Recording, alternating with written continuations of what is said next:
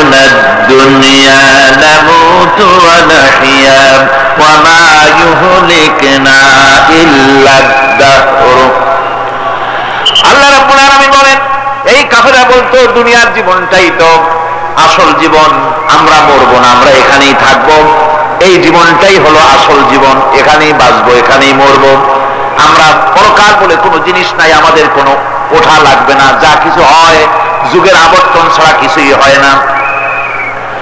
শুধু তাই নয়, এই প্রশ্ন কাফেরদের মনের ভিতরে মারাত্মক আকার ধারণ করলো। তারা বলল আইযা মিতনা ওয়া কুন্না তুরাবান যালিকা রাজউম বাঈদ, আমরা মাটির সাথে মিশে যাব, আমরা মরে যাব, মাটির সঙ্গে মিশে যাব, তারপরে আমাদেরকে জীবিত করা হবে, এটা তো জ্ঞান বহির্ভূত কথা, এটা তো মাথায় ঢোকে না, কথাটা কেমন? তারা এভাবে অনেক প্রশ্ন করত।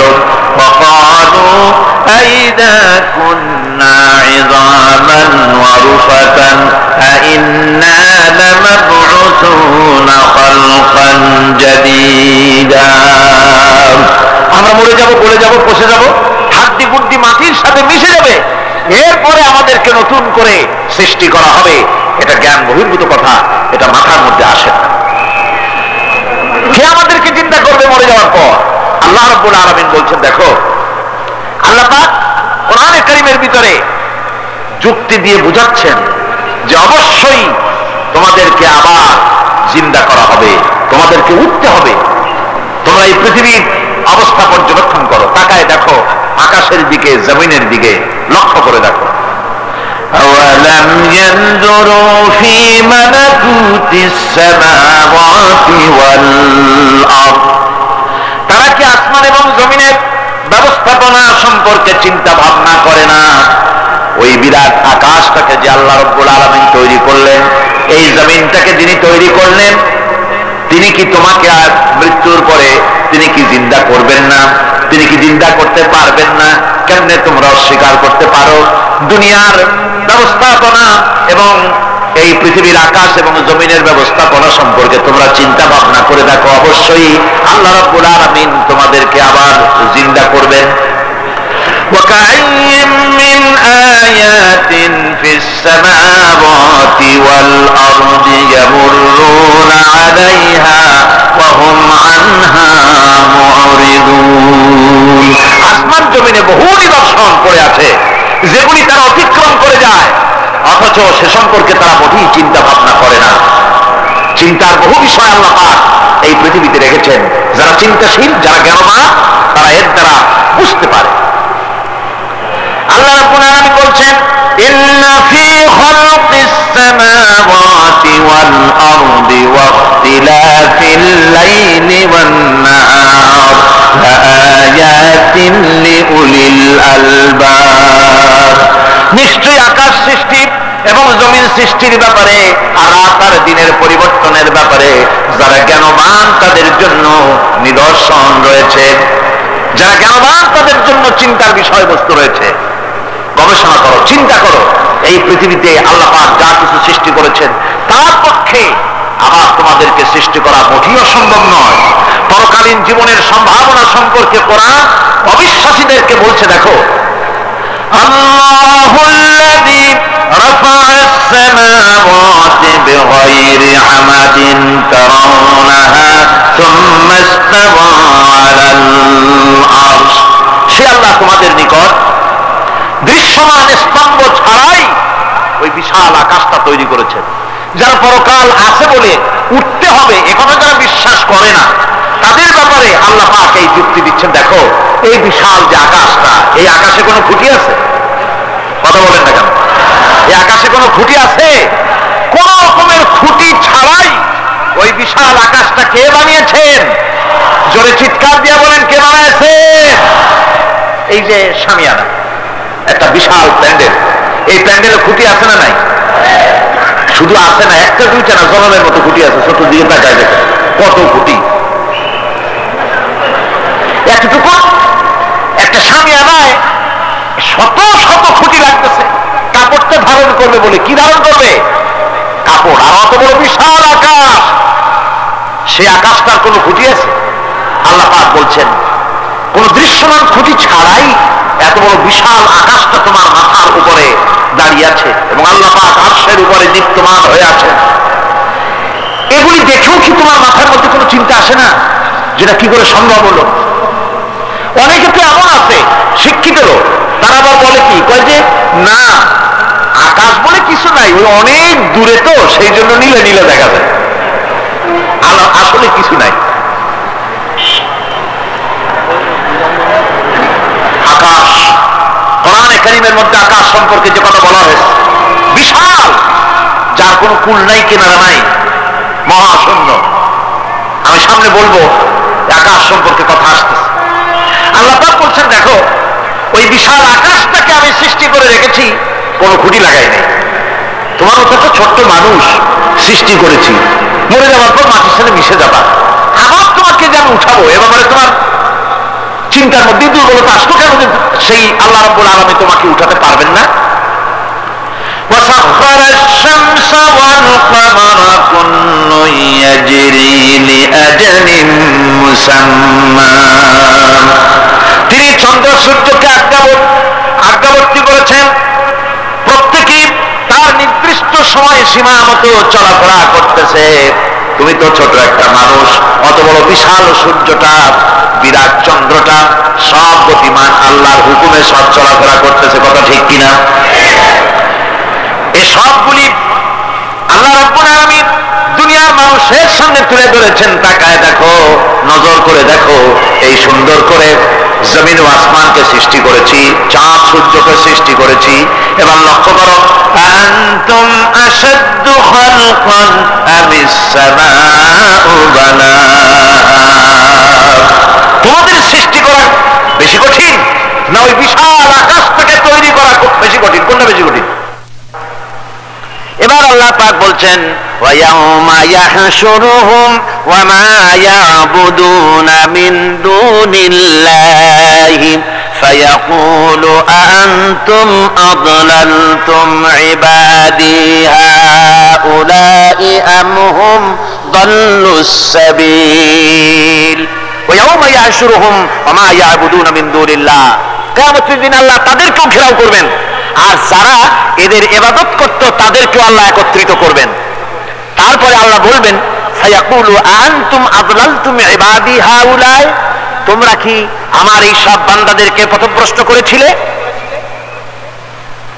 আম হুম দাল্লুস সাবিল, না এরাই সঠিক পথ থেকে ভুলে গিয়ে বিভ্রান্ত হয়েছিল, গোমরাহ হয়েছিল? কোনটি? قالوا سبحانك ما كان ينبغي لنا أن نتخذ من دونك من أولياء ولكن متعتهم وآباءهم حتى نسوا الذكر وكانوا قوما بورا। আল্লাহ পাক বলছেন যে তখন বলবে যে আপনার পবিত্রতা ঘোষণা করছি, মহান পবিত্র আপনার সত্তা।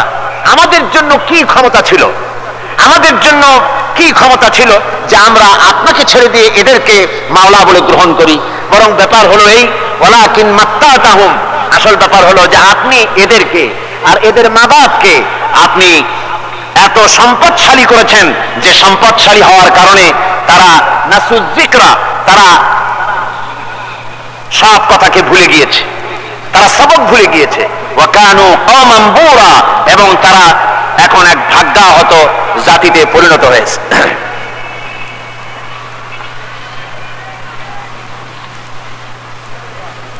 অর্থাৎ কিয়ামতের দিন এই সমস্ত মানুষেরা যাদেরকে ডেকেছিল, যাদেরকে এরা মাবুদ মনে করেছিল, যাদেরকে খোদা মনে করেছিল, যাদেরকে ডাকতো, যাদের ইবাদত করত, যাদের পূজা করত, তাদেরকে একত্রিত করা হবে। যেমন ঈসা আলাইহিস সালামকে খ্রিস্টানেরা আল্লাহর পুত্র বলেছে। وقالت النصارى المسيح ابن الله, খ্রিস্টানেরা ঈসা আলাইহিস সালামকে আল্লাহর পুত্র বলেছে। কিয়ামতের দিন হযরত ঈসা আলাইহিস সালামকে আল্লাহ রাব্বুল আলামিন হাজির করবেন খ্রিস্টানদের সামনে। একথা কোরআনে কারীমে বর্ণনা করা হচ্ছে। وَإِذْ قَالَ اللَّهُ يَا عِيسَى ابْنَ مَرْيَمَ أَنْتَ قُلْتَ لِلنَّاسِ اتَّخِذُونِي وَأُمِّيَ إِلَٰهَيْنِ مِن دُونِ اللَّهِ। আল্লাহ পাক ঈসা আলাইহিস সালামকে বলবে, তুমি কি এইরকম বলেছো এদেরকে যে আল্লাহকে বাদ দিয়ে আমাকে আর আমার মাকে ইলাহ বলে মেনে নাও, এমন কথা তুমি বলেছো? হযরতে ঈসা আলাইহিস সালাম তখন বলবেন, قَالَ سُبْحَانَكَ مَا يَكُونُ لِي أَنْ أَقُولَ مَا لَيْسَ لِي بِحَقٍّ। হে আল্লাহ পাক, আপনার পবিত্রতা ঘোষণা করছি, আমি এমন কথা বলার কোনো হকই আমার নাই। আমি যদি এমন কথা বলে থাকি তাহলে নিশ্চয়ই তুমি তা জানো। এমন কথা আমি তাদেরকে বলি নাই, বরং আমি তো তাদেরকে বলেছি, মা কুলতু লাহুম ইল্লা মা আমারতানি বিহি আন ইবুদুল্লাহ রাব্বি ওয়া রাব্বিকুম। আমি বরং তাদেরকে বলেছি যে একমাত্র আল্লাহর ইবাদত করো, আল্লাহর গোলামি করো, কথা আমি তাদেরকে বলেছি, কিন্তু তারা আমার কথা মানে নাই। এভাবে হযরত ঈসা আলাইহিস সালাম তিনি অস্বীকার করবেন। আমার বন্ধুগণ, এরপরে আল্লাহ পাক বলছেন, ফাকাদ কাযযাবুকুম বিমা তাকুলুন। ফাকাদ কাযযাবুকুম বিমা তাকুলুন। কিয়ামতের দিন এই সমস্ত মাবুদ যাদেরকে তারা ডাকতো, ওরা সাক্ষী দেবে এবং ওদেরকে মিথ্যা প্রমাণ বলবে, যে এরা মিথ্যা কথা বলেছে, মিথ্যা বলে প্রমাণ করে দিবে তাদেরকে। অর্থাৎ এই পৃথিবীতে মানুষ যাদেরকে বিশ্বাস করতো মাবুদ বলে, যে এরা এদেরকে ডাকলে পরে এরা আমাদের মনের আশা পূরণ করবে, আমাদের চাকরি বাকরিতে উন্নতি দেবে, আমাদেরকে সন্তান দিবে, এ ধরনের কথা বিশ্বাস যাদের উপরে আছে, অথবা কিয়ামতের দিন আমার জন্য সুপারিশ করবে, কিয়ামতে আমার গুনাহ মাপের দায়িত্ব নিয়ে নেবে, এই জাতীয় চিন্তা ভাবনা যাদের প্রতি তারা করতো, ধারণা করতো, ওরাই কিয়ামতের দিন এটাকে অস্বীকার করবে। আমার বন্ধুগণ, এই পৃথিবীতে কোন বুজুর্গ, কোন পীর এমন কথা বলে না যে আসো তোমরা আমার সেজদা করো, এরকম বলে? কি বলেন? বলে? বুজুর্গ, পীর এবং বুজুর্গ যারা, তারা বলে না যে আমাকে সেজদা করো, আমাকে নজর দাও, আমাকে হাদিয়া দাও, আমি তোমাকে কিয়ামতের দিন নাজাত করে দেব, অথবা আমার জন্মদিনে আমারে গোসল করা, সেই পানি তোমরা খাও, তোমরা রোগমুক্ত হয়ে যাবে, এভাবে ওরা বলে না। বরং ওদের সাথী এক শ্রেণীর চাটুকার আছে, যে সব চাটুকারেরা এ ধরনের কথা বলে লোকদেরকে এদের প্রতি আকৃষ্ট করে দলে লোক ভিড়াবার জন্য প্রচেষ্টা চালায়। ঠিক কিনা বলে? তাই মানুষেরা আজ বুঝতে না পেরে এদের চক্করে পড়ে যায়, এদের খপ্পরে পড়ে যায়। আমি যতদূর খবর নিয়েছি, হতে পারে দুই একজন, কিন্তু অধিকাংশ পীর বুজুর্গ যারা, তারা কখনো বলে না যে আমাকে সেজদা করো, আমার বাড়িতে হাদিয়া ছাড়া এসো না, হাদিয়া দাও, নজর দাও, আমি কিয়ামতে নাজাত দিব, এমন কথা বলে না। বরং সাথে কিছু চাটুকার থাকে, তারা এদের এত কেরামতি বর্ণনা করে যে কেরামতি শুনলেও অবাক হয়ে যেতে হয়। এই সব কথা বলে মানুষকে তাদের প্রতি আকৃষ্ট করে। আল্লাহ পাক বলছেন, কিয়ামতের দিন খুব মুশকিল হয়ে যাবে এদের জন্য। এরা অস্বীকার করবে, ওরাই বলবে যে আমরা এদেরকে কথা শিখাই নাই। فما تستطيعون صرفا ولا نصرا ومن يظلم منكم نذقه عذابا كبيرا। এরপরে তাদের পক্ষে সম্ভব হবে না ওই কিয়ামতের দিন এই ভাগ্যাহত অবস্থা থেকে ফিরে আসতে পারবে না, আর না তারা কোনো সাহায্যকারীও সেদিন পাবে। আল্লাহ রাব্বুল আলামিন বলছেন, ومن يظلم منكم نذقه عذابا كبيرا। যারাই নাকি এভাবে জুলম অত্যাচারী হয়েছে, তোমাদের মধ্য থেকে যারাই এভাবে অত্যাচারী হয়েছে, আমি তাদেরকে জাহান্নামের কঠিন শাস্তির স্বাদ গ্রহণ করাবো। তার অর্থ হচ্ছে, যারা মহাসত্যকে অস্বীকার করেছে, এটাই হচ্ছে জুলম। মহাসত্যকে অস্বীকার করা, আল্লাহ নবীকে অস্বীকার করা, দ্বীনকে অস্বীকার করা, এগুলি যারা করেছে আমি তাদেরকে জাহান্নামের শাস্তি ভোগ করাবো। ভাইরা আমার, আল্লাহ সুবহানাহু ওয়া তাআলা পৃথিবীর মানুষকে এসব দৃষ্টান্ত দিয়ে সুন্দর করে মানুষকে বুঝাচ্ছেন, তিনি মানুষকে পরিষ্কার করে বুঝিয়েছেন। আল্লাহ পাক বলেন, এই পৃথিবীতে এসব প্রশ্নের চূড়ান্ত জবাব দিতে গিয়ে আল্লাহ পাক বলছেন, قل يحييها الذي أنشأها أول مرة وهو بكل خلق عليم। বলে দাও তোমাদের মৃত্যুর পরে সেই আল্লাহ রাব্বুল আলামিন তোমাদেরকে জিন্দা করবেন, যিনি তোমাদেরকে প্রথমবারে তৈরি করেছিলেন, প্রথমে যিনি সমস্ত জিনিস সৃষ্টি করেছেন, ওই আল্লাহ রাব্বুল আলামিন তোমাদেরকে আবার জিন্দা করবেন। আর এসব জিনিসকে খেল তামাশার বিষয়বস্তু করে তৈরি করা হয় নাই, সমস্ত জিনিসের পেছনে বিরাট উদ্দেশ্য কাজ করেছে, একটা লক্ষ্য নিয়ে, সামনে নিয়ে, উদ্দেশ্য নিয়ে আল্লাহ তৈরি করেছেন। আল্লাহ পাক বলছেন وما خلقنا السماوات والأرض وما بينهما لاعبين। এই পৃথিবীতে আকাশ, ওই বিশাল আকাশ এবং জমিন এবং এর মধ্যস্থিত কোন জিনিসকে আমি খামোখা তৈরি করি নাই, খেল তামাশার বিষয়বস্তু হিসাবে তৈরি করি নাই। যারা নাকি জ্ঞানবান, যারা বুদ্ধিমান, তাদের সম্পর্কে আল্লাহ বলেন الذين يذكرون الله قياما وقعودا وعلى جنوبهم ويتفكرون في خلق السماوات والأرض ربنا ما خلقت هذا باطلا سبحانك فقنا عذاب النار। যারা নাকি জ্ঞানবান, যারা চিন্তাশীল, যারা শুধু পাইকারি দরে খায় আর ঘুমায় না, যারা চিন্তা ভাবনা করে, তারা দাঁড়ানো অবস্থায়, বসা অবস্থায়, সব অবস্থায় আকাশ জমিন রাত দিনের পরিবর্তন, মানব সৃষ্টি, এ সব কিছু চিন্তা গবেষণা করে বলে রব্বানা মা খালাকতা হাযা বাতিলা, এ কোনো কিছুই তুমি নিরর্থক ভাবে সৃষ্টি করনি, সবগুলোই তুমি বিশেষ উদ্দেশ্য নিয়ে তৈরি করেছো। ফাকিনা আযাবান নার, সুতরাং আমাকে জাহান্নামের আগুন থেকে তুমি রক্ষা করো, আমাকে তুমি রক্ষা করো। আমরা সবাই বলি আমিন।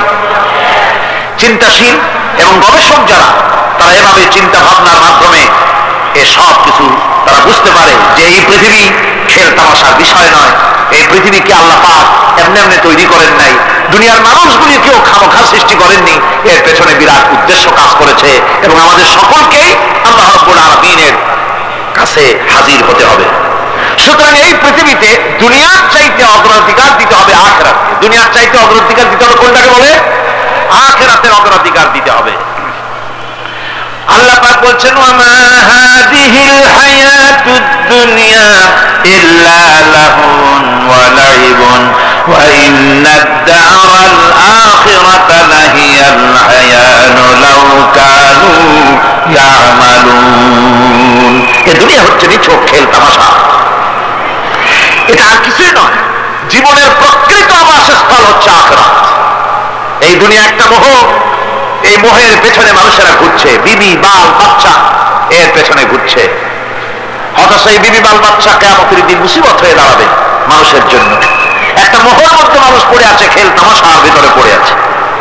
আল্লাহ পাক বলছেন কুল মাতাউদ দুনিয়া কালিলুন ওয়াল আখিরাতু খায়রুন লিমান ইত্তাকা।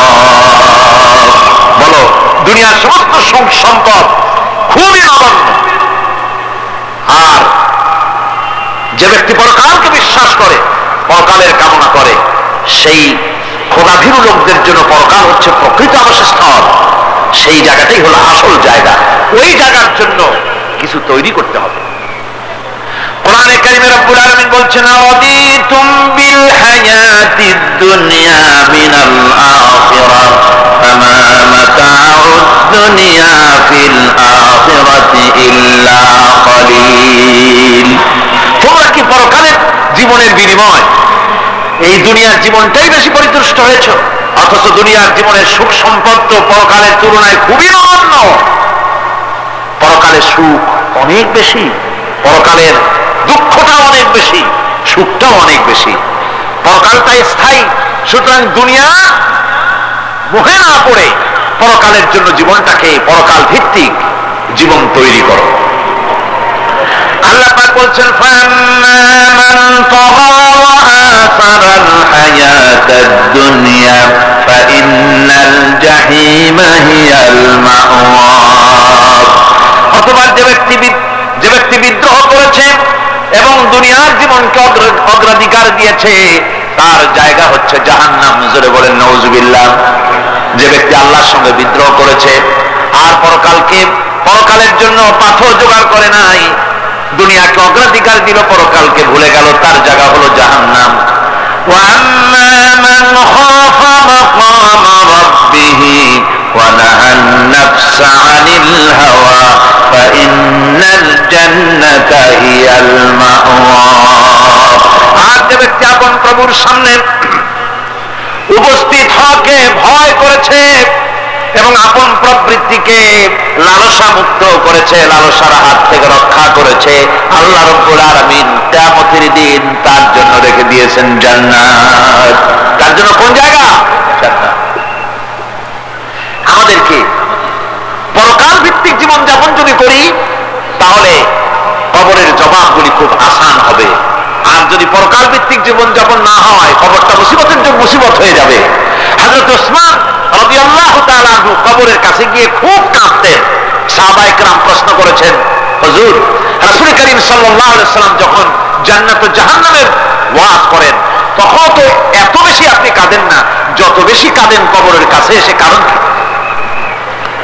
হযরত ওসমান রাদিয়াল্লাহু তাআলা আনহু বলতেন, আমার সাথীরা, আমি আমার হাবিবের কাছে আল্লাহ রাব্বুল আলামিনের রাসূলের কাছে আমি শুনেছি এই কবরটাই হলো প্রথম স্টেশন, এই কবরটাই হলো প্রথম ইমিগ্রেশন কাউন্টার। এই জায়গায় কেউ যদি ধরা পড়ে যায়, কারো যদি চার্জশিট হয়ে যায়, সব জায়গায় ধরা পড়ে যাবে, হাসরে মিজানে সিরাতে কোনো জায়গায় নাজাত পাবে না। আর এই কবরটা যদি কেউ মুক্তি পেয়ে যায়, মিজান সিরাত হাসর সব জায়গা থেকে আল্লাহ তারে ভালোভাবে পার করে দিবেন। এটা হলো আসল জায়গা, মারাত্মক জায়গা, খুব মারাত্মক জায়গা। আমি এটাকে ইমিগ্রেশন কাউন্টার বলেছি আমার ভাষায়। ইমিগ্রেশন কাউন্টার যারা বিদেশ ভ্রমণ করেছেন তারা জানেন, লন্ডন যাবেন, আমেরিকা যাবেন, সৌদি আরব যাবেন, যে কোনো বিদেশে যাবেন, গেলেই পাসপোর্ট তারা দেখবে। পাসপোর্টে আপনার ন্যাশনালিটি কোনটা সেটাই তারা জানতে চাইবে। আপনি কোন দল করেন এটা তারা জানতে চাইবে না। আপনি কোন ভাষায় কথা বলেন তাও তাদের জানার দরকার নাই। প্রথমেই তারা আপনার ন্যাশনালিটি দেখবে, আপনার আইডেন্টিটি কি তারা জানতে চাইবে। তারপরে যদি স্যাটিসফ্যাক্টরি হয় আপনাকে ভিসা দিয়ে ভেতরে ঢোকবার ব্যবস্থা করে দেবে। আর যদি তারা স্যাটিসফাইড না হয় তাহলে আপনাকে মেহমানখানায় ঢুকানো হবে গ্রেফতার করে। আপনি আন্দাজ এখানে আসছেন কেন? এই জন্য কবর হচ্ছে এ ধরনের একটি ইমিগ্রেশন কাউন্টার। কবরের ভিতরে মানুষ যখনই রাখা হবে সঙ্গে সঙ্গে দুজন ফেরেশতা আসবে। কবরের কাছে যারা এসেছিল দাফন হয়ে যাওয়ার পর এই লোকগুলি 40 কদম যেতে যতক্ষণ লাগে এর মধ্যেই দুজন ফেরেশতা এসে যাবে, এসে জিজ্ঞেস করবে, মান রব্বুকা, তুমি কোন দল করতে? ওটা তাদের জানার দরকার নেই। চাকরি কিসে করতেন ওটা জানার দরকার নেই। ব্যবসা করতেন না চাকরি করতেন প্রয়োজন নেই। প্রথমেই জিজ্ঞাসা করা হবে ন্যাশনালিটি, প্রথমেই জিজ্ঞাসা করা হবে তার ন্যাশনালিটি সম্পর্কে, তার আইডেন্টিটিটা কি, এবং সেটাকে সত্যায়িত করার জন্য, বোঝার জন্য 3টি প্রশ্ন। প্রথম প্রশ্ন, মান রব্বুকা ওয়া মা দীনুকা ওয়া মান নবিয়ুকা, তোমার রব কে, তোমার দ্বীন কি, তোমার নবী কে। যদি এই ব্যক্তি বেঈমান হয়, মুনাফিক হয়, সে বলবে হায় হাতা লা আদরি, হায় হাতা লা আদরি, জানি না আমার রবকে, আমি জানি না। তোমার দ্বীন কি, দ্বীন কারে কয় বুঝি না। এরপরে আল্লাহর নবী জনাবে মুহাম্মদ রাসূলুল্লাহ সাল্লাল্লাহু আলাইহি ওয়াসাল্লামকে দেখানো হবে, বলা হবে মা কুনতা তাকুলু ফি হাদার রাজুল, এই ব্যক্তি সম্পর্কে তোমার ধারণা কি নিকে, বলবে আমি চিনি না। নাউযুবিল্লাহ। বাস, এরপরে তার যা হবার তাই শুরু হয়ে যাবে। আর যদি বান্দাটা মুমিন হয়, প্রশ্ন করা হবে মান রব্বুকা, জবাব দেবে রব্বি আল্লাহ, আমার রব আল্লাহ রাব্বুল আলামিন। ওয়া মা দীনুকা, দীনুনা ইসলাম, আমার দিন হচ্ছে ইসলাম। এরপরে আল্লাহর নবীকে দেখানো হবে। কয়েক রকমের বর্ণনা আছে, কোন বর্ণনায় আছে হুজুরের আকারে দেখানো হবে অথবা রাসূলকে সরাসরি দেখানো হবে। বলা হবে মা কুনতা তাকুলু ফি হাদার রাজুল, এই লোকটি সম্পর্কে ধারণা কি? মুমিন ব্যক্তি বলবে হাদা নবিয়ুনা মুহাম্মাদুর রাসূলুল্লাহ সাল্লাল্লাহু আলাইহি ওয়াসাল্লাম, ইনি আমার তো সেই নবী মুহাম্মাদুর রাসূলুল্লাহ সাল্লাল্লাহু আলাইহি ওয়াসাল্লাম। আমরা যদি এই রকমের জবাব দিতে পারি, আল্লাহ কবুল করো।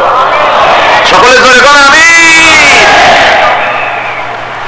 জবাব হয়ে যাওয়ার পর গায়ব থেকে আওয়াজ আসবে ফাফরিশু বিল জান্নাতি ওয়ালবিসু বিল জান্নাহ, ও আমার ফেরেশতারা আমার এই বান্দাকে জান্নাতের পোশাক পরায়া দাও আর কবরটাকে জান্নাতের বিছানা বিছায়া দাও। জান্নাতের পোশাক পরায়া দাও, জান্নাতের বিছানা বিছায়া দাও। ইলা মাদ্দা বাসারিহি, তার চোখের দৃষ্টি যতদূর যায় কবরটা ততটা প্রশস্ত করে দাও। এরপর বেহেশতের পোশাক পরাইয়া বেহেশতের বিছানা বিছায়া ফেরেশতা বলবে নূম কানাউমুল উরুস, ঘুমিয়ে যাও। দুনিয়া যেমন বাসর সজ্জায় নতুন বউ নিয়ে আরামে ঘুমায়, এরকম আরামে ঘুমায় যাও। ইলা ইয়াউমিল কিয়ামা, কিয়ামত পর্যন্ত ঘুমায় থাকো, আরামে ঘুমিয়ে থাকবে। এরপরে সিংহায় ফুৎকার হবে, সিংহার ফুৎকারের আওয়াজে তার ঘুম ভেঙে যাবে। বলবে ইয়া ওয়াইলানা মান বা'সানা মিন মারকাদিনা, হায় আফসোস, আমার এত আরামের ঘুম থেকে কে আমাকে জাগ্রত করলো, আমার ঘুমটারে নষ্ট করলো কে? আওয়াজ আসবে হাযা মা ওয়াদার রহমান ওয়া সাদাকাল মুরসালুন, এটা হচ্ছে রহমানের সেই ওয়াদা আর মুরসালিনরা নবীরা সত্য কথাই বলেছিলেন, সেই কিয়ামত অনুষ্ঠিত হচ্ছে। আমার বন্ধুগণ, সেজন্য এই দুনিয়ার মোহে পড়ে থাকলে পরে দুনিয়ায় যারা অগ্রাধিকার দিবে দুনিয়াকে পরকালের তুলনায় জবাব দিতে পারবে না কবরের ভিতরে গিয়া। আর যারা পরকালকে অগ্রাধিকার দিবে দুনিয়ার চাইতে পরকালকে বেশি অগ্রাধিকার দেবে আর আল্লাহর ভয় কলিজার ভিতরে রাখবে, কবরের জবাব সঠিকভাবে দিতে পারবে, কিয়ামতের দিন আল্লাহ রাব্বুল আলামিন তাদের জন্য জান্নাত দান করবেন। জোরে বলেন আমিন।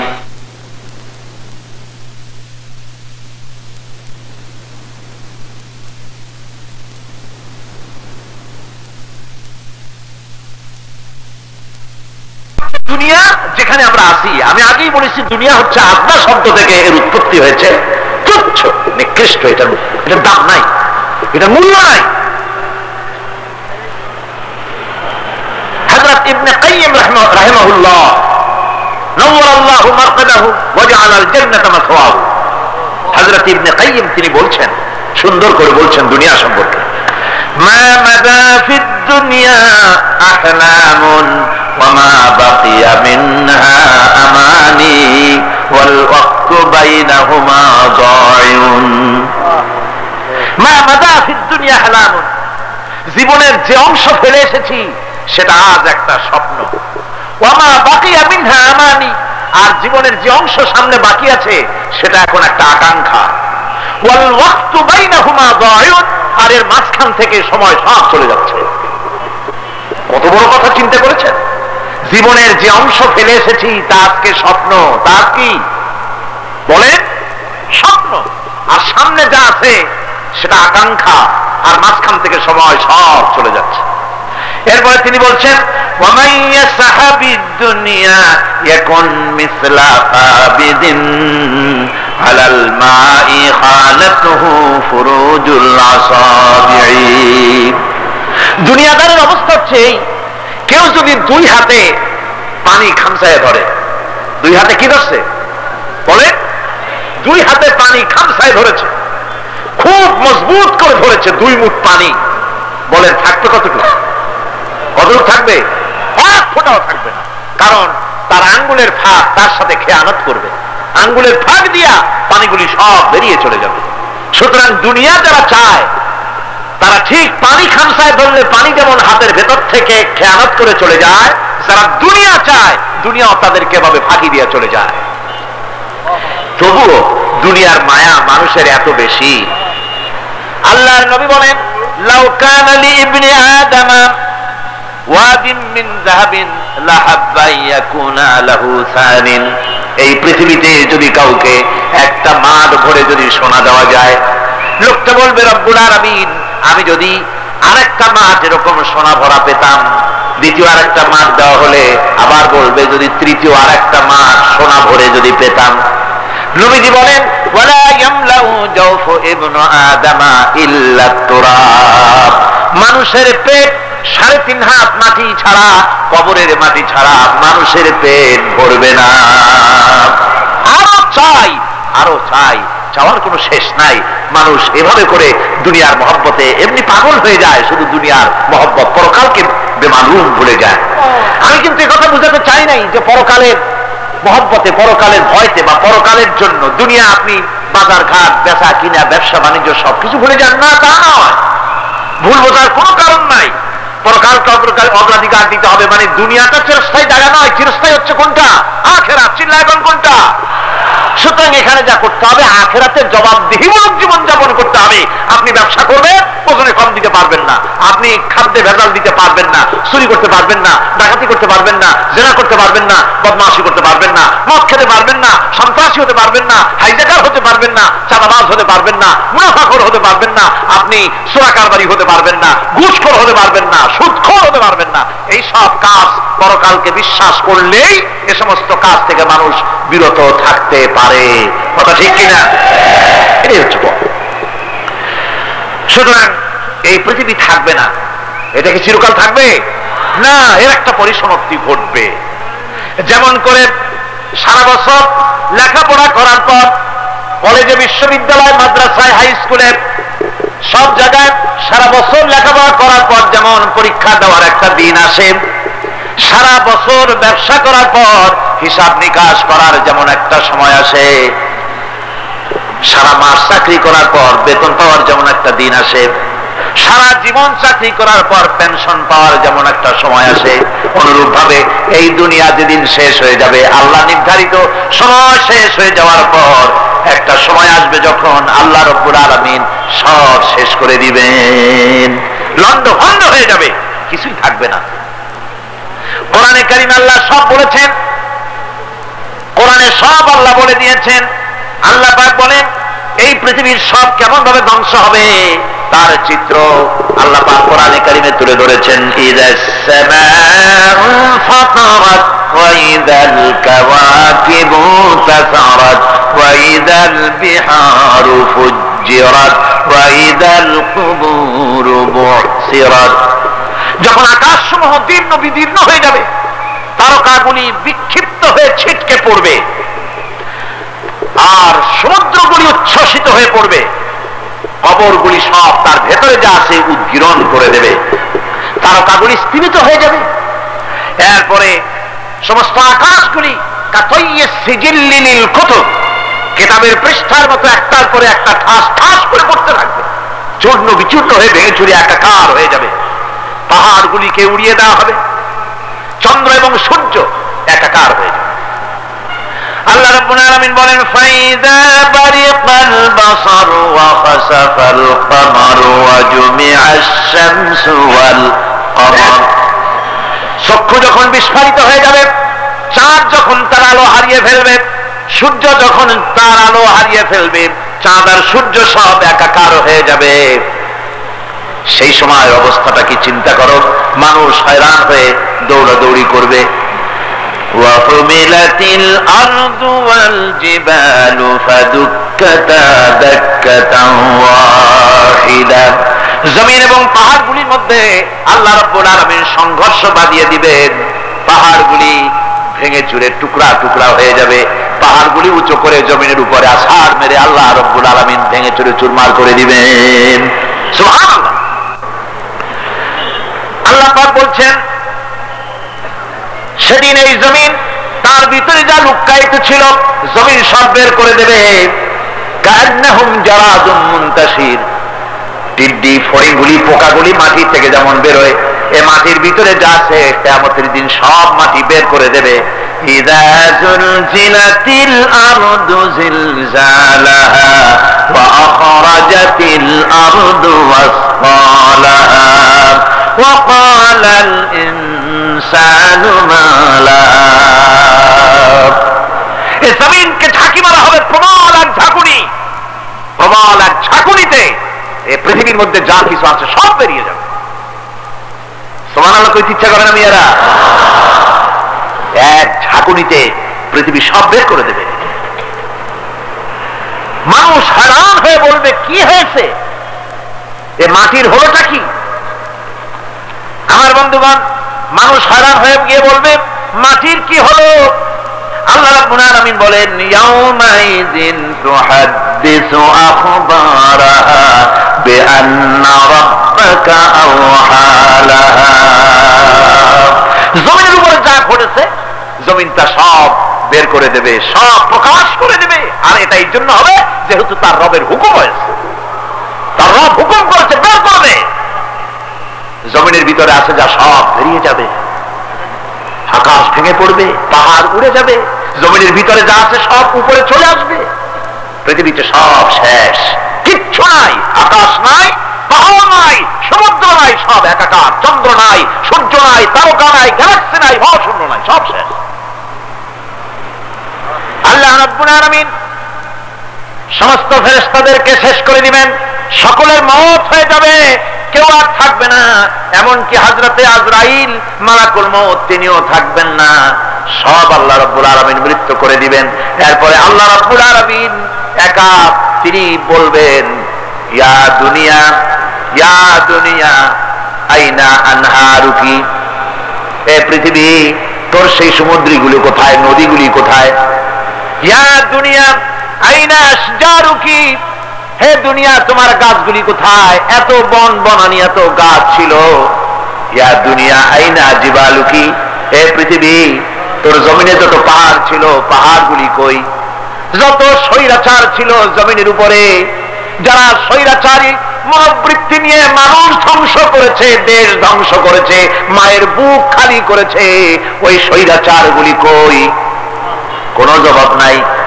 আল্লাহ পাকের পরে বলবেন লিমানিল মুলকুল ইয়াউম, কার রাজত্ব? আজকে রাজত্বটা কার? আল্লাহ তিনবার আওয়াজ দিবেন, আজকে রাজত্ব কার?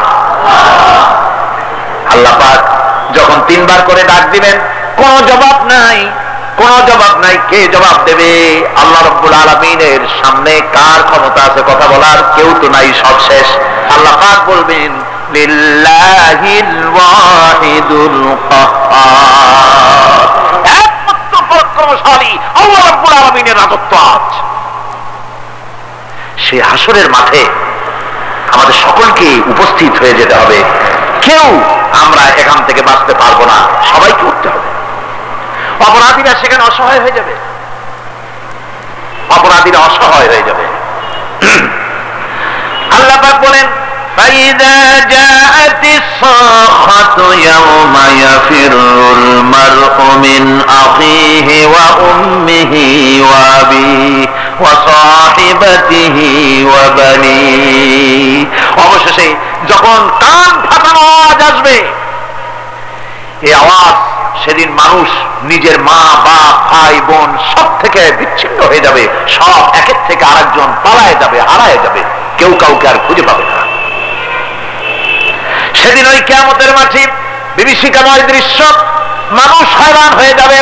মাথার এক হাত অথবা অর্ধ মাইল অথবা এক বিগত এতটুকুন উপরে ওই প্রকাণ্ড সূর্যটার তাপ আসবে, গুনাহগারের মাথার চান্দি ফেটে গিয়া মগজগুলি গলে গলে নাক কান দিয়ে বেয়ে পড়তে লাগবে, জিহ্বাটা কুকুরের মতো ঝুলে নাভিস্থল পর্যন্ত পড়ে যাবে, মাটিটা সূর্যের উত্তাপে তামার মতো গরম হয়ে যাবে, সারা হাসর জুড়ে আওয়াজ হবে পানি পানি পানি। সারা ময়দানে পানি পানি বলে চিৎকার হতে থাকবে। মানুষেরা বিভীষিকাময় দৃশ্য দেখে হয়রান হয়ে যাবে, ভয়ের চোটে কলিজা গলার কাছে চলে আসবে, কোনো উপায় নাই। মানুষেরা হয়রান হয়ে গিয়ে হযরত আদম আলাইহিস সালামের কাছে যাবেন, আল্লাহর কাছে একটু সুপারিশ করেন আমাদের বিচার হয়ে যাক। হযরত আদম বলবেন আমার দ্বারা সম্ভব নয়, আমি নিজে আল্লাহর এক হুকুমকে ভঙ্গ করেছিলাম, জানি না আল্লাহ রাব্বুল আলামিন আমার সাথে আজকে কি ব্যবহার করেন। মিয়া সাহেব মাথা খাটা, বুদ্ধি খাটা, চিন্তা করেন আকল দিয়ে বিবেক দিয়ে।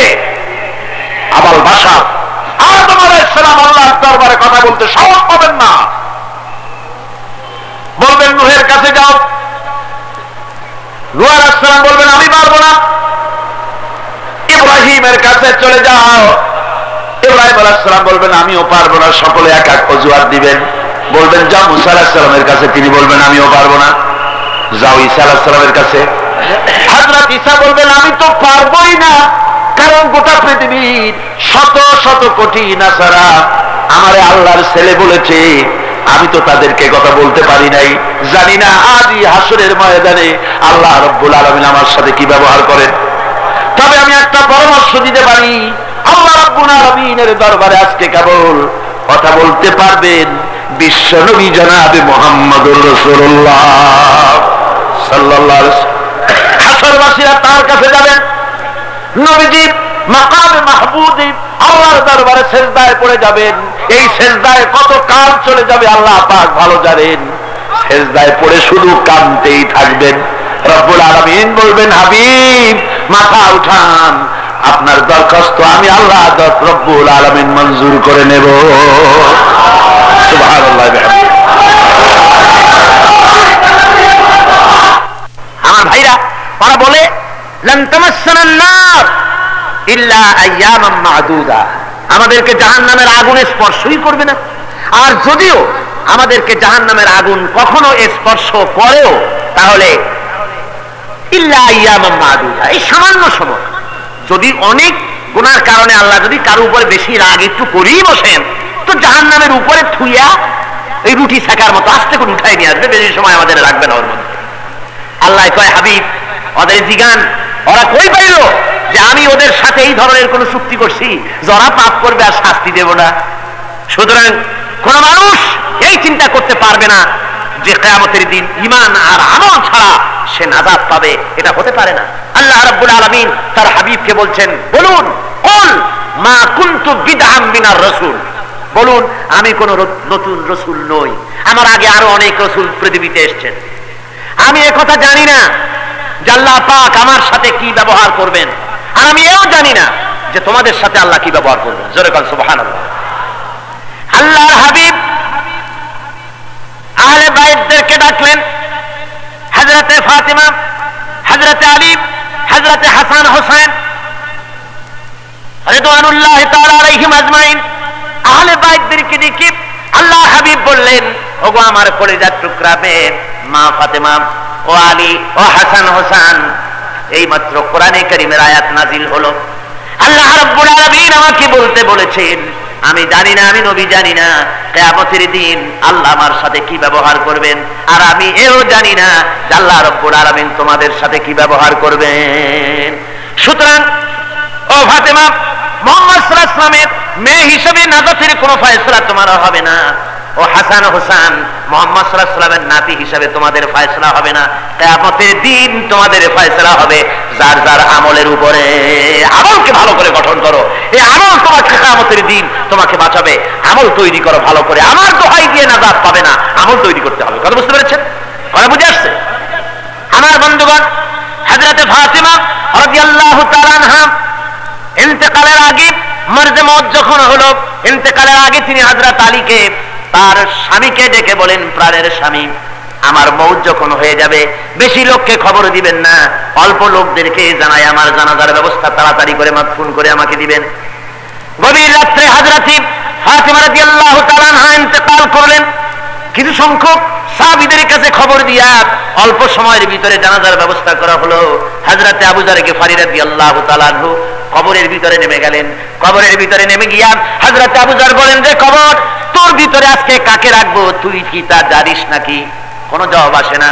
হযরত আবু যার বলেন, কবর রে, তোর ভিতরে আজকে যাকে রাখবো তিনি হতেছেন হযরত ইমাম হাসান হোসেনের মা, বেহেশতের সমস্ত জওয়ানদের সরদার হবেন যারা, সেই দুইজনের মা তোর ভিতরে রাখবো, খবরদার বেয়াদবি করবি না। কোন জবাব না পেয়ে হযরত আবু যার বলেন, ওগো কবরের মাটি, তোর ভিতরে কাকে রাখবো কি জানিস? আসাদুল্লাহিল গালিব, দুনিয়ার সমস্ত কাফেরদের বিরুদ্ধে আল্লাহ রাব্বুল আলামিন যাকে বাগ বানিয়ে পাঠান পাঠালেন সেই হযরতে আলী তার স্ত্রী রেখে যাব, খবরদার বেয়াদবি করবি না। কোনো জবাব আসে না। হযরতে আবু যার বলেন, কবরের মাটি তোর ভিতরে যাকে রাখবো তিনি হলেন খাতুনে জান্নাত, বেহেশতের সমস্ত মহিলাদের সরদারিনী হবেন যে ফাতেমা, তারে রেখে যাব তোর ভিতরে, খবরদার কোনো বেয়াদবি করবি না। আবার হযরতে আবু যার বলেন, কবরের মাটি তোর ভিতরে কারে রাখবো কি জানিস? তোর ভিতরে আজকে যাকে রেখে দিতেছি তিনি হলেন আখেরি জামানার পয়গম্বর বিশ্বনবী জনাবে মুহাম্মদ রাসূলুল্লাহ সাল্লাল্লাহু আলাইহি ওয়াসাল্লামের কলিজার টুকরা মা ফাতেমাকে তোর ভিতরে রাখবো, খবরদার কবরের মাটি বেয়াদবি করবি না। কিতাবে এসেছে হযরতে আবু যারকে বাড়ি শুনতে পেলেন, আওয়াজ এলো, কি যেন বলতেছে, রে আবু যার, আমি ফাতেমাকে চিনি না, হাসান হোসেনের মাকে চিনি না, আলীর স্ত্রী চিনি না, রাসূলের মেয়ে মা ফাতেমাকে চিনি না। আমল যদি ভালো হয় আমার ভিতরে, আমল ভালো নিয়ে যে আসবে শান্তিতে থাকবে, আর আমল যদি খারাপ হয় আমার ভিতরে তার অবস্থা চূড়ান্ত হয়ে যাবে। আমার ভাইরা, আমার বন্ধুগণ, আমলের উপরে ভিত্তি করে কিয়ামতের দিন নাজাত হবে। আমল যদি খারাপ হয়ে যায় কিয়ামতের দিন কেউ তাকে বাঁচাতে পারবে না।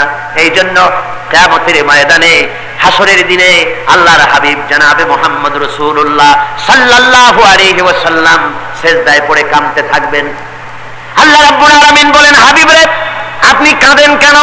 আজকে তো আপনার কাঁদার দিন না, আমি আপনাকে মাকামে মাহমুদ দান করেছি, আমি আপনাকে কাউসার দান করেছি, আপনার আজকে সম্মানের দিন, মর্যাদার দিন, কাঁদেন কেন? আল্লাহর হাবিব বলবেন, রব্বুল আলামিন মাকামে মাহমুদ পেয়েছি, কাউসার পেয়েছি, কান্দি এই জন্য আমি দেখতে পাচ্ছি আবার সামনে দিয়া ফেরেশতারা আমার উম্মতগুলি জাহান্নামের দিকে নিয়ে যায়। আল্লাহ রাব্বুল আলামিন বলবেন, ওগো আমার হাবিব, আমি আপনাকে ক্ষমতা দিলাম, আপনার জান্নাতি উম্মতগুলি আপনি বেছে নেন। আল্লাহর হাবিব তার জান্নাতের উম্মতগুলি বাঁচতে থাকবেন।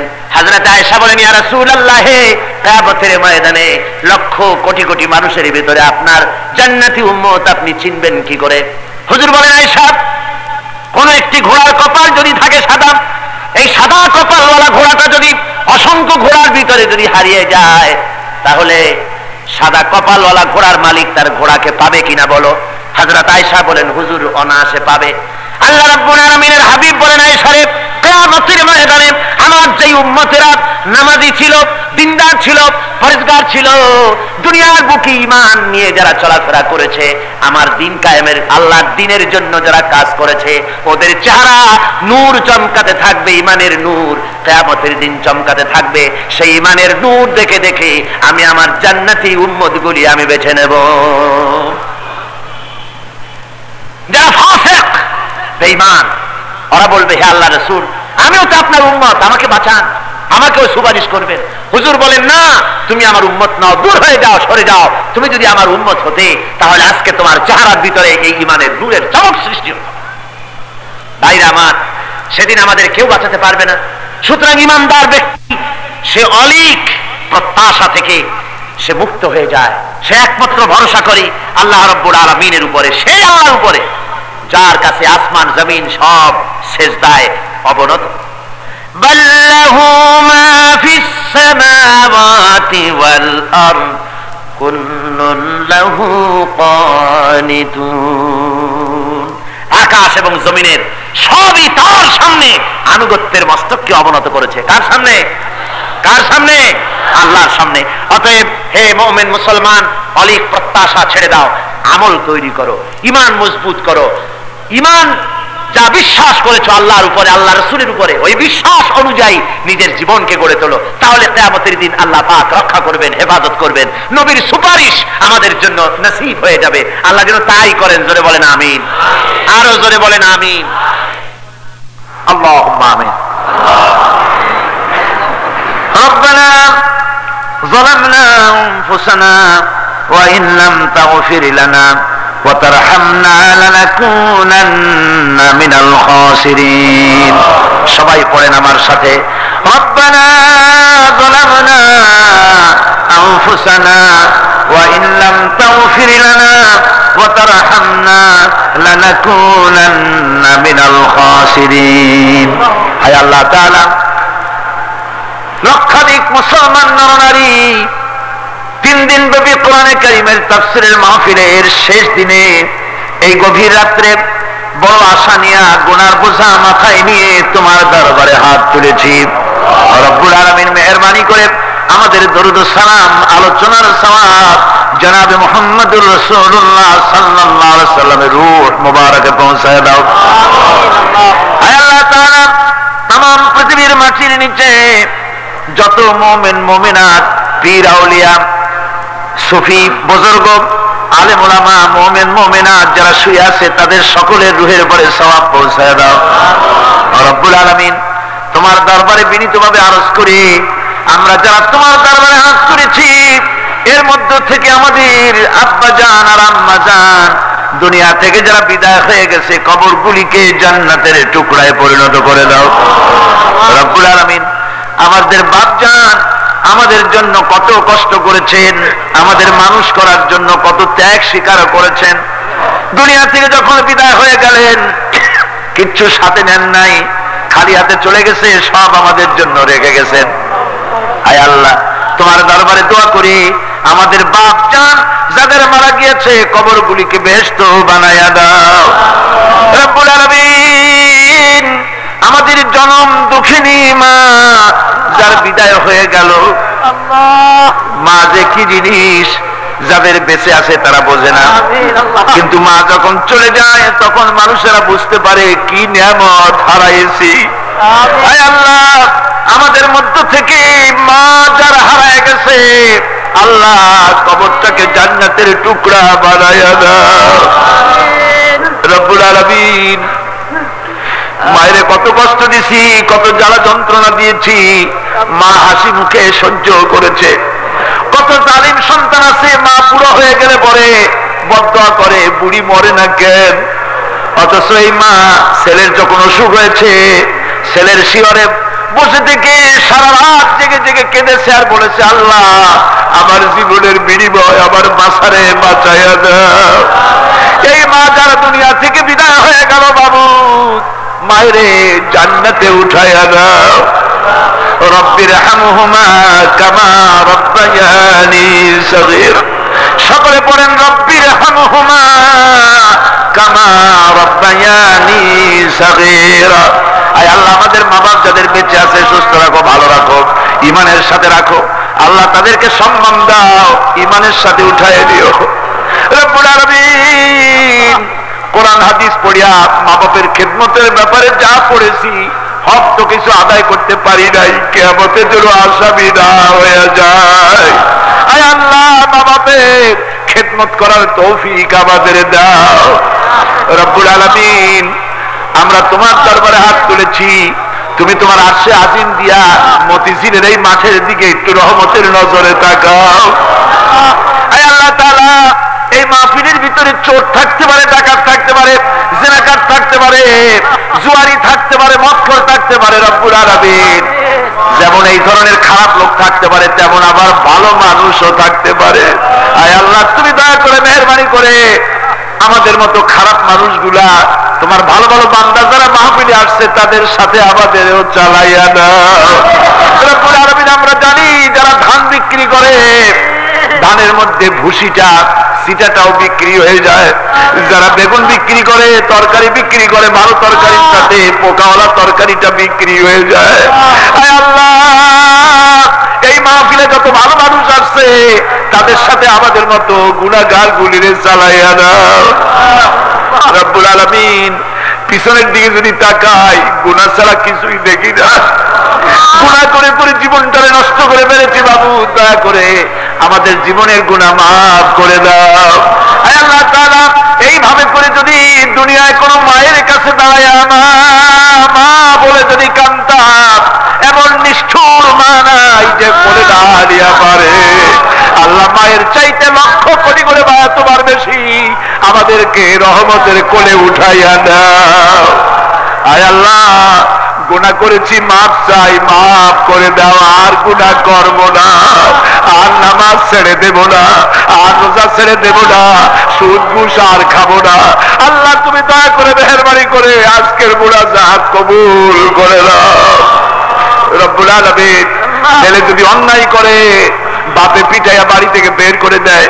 ছেলে সারাদিন বাইরে থেকে রাত যখন গভীর হয় দরজার কাছে এসে আস্তে করে দরজায় নক করে, বলে মা দরজাটা খোলো। মা দরজা খুলে বলে বাইরে ভয় করতেছে, দরজা খোলো। মা দরজা খুলে ছেলেটাকে বুকের সাথে জড়িয়ে ধরে বলে বাবা আর দুষ্টমি করিস না, আল্লাহ সারা জীবন দুষ্টমি করেছি, গুনাহ করেছি, আজকে জীবনে এই প্রান্তে এসে রহমতের দরজায় হানা দিয়েছি। আয় আল্লাহ তাআলা, মা বাবার চাইতে লক্ষ গুণে মায়া তোমার বেশি, রহমতের দরজাটা আমাদের জন্য তুমি খুলে দাও।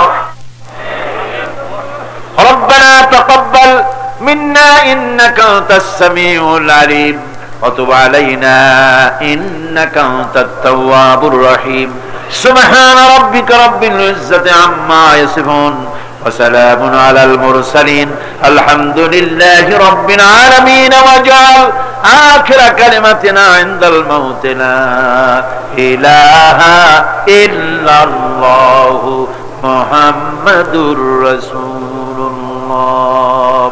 السلام عليكم ورحمة الله।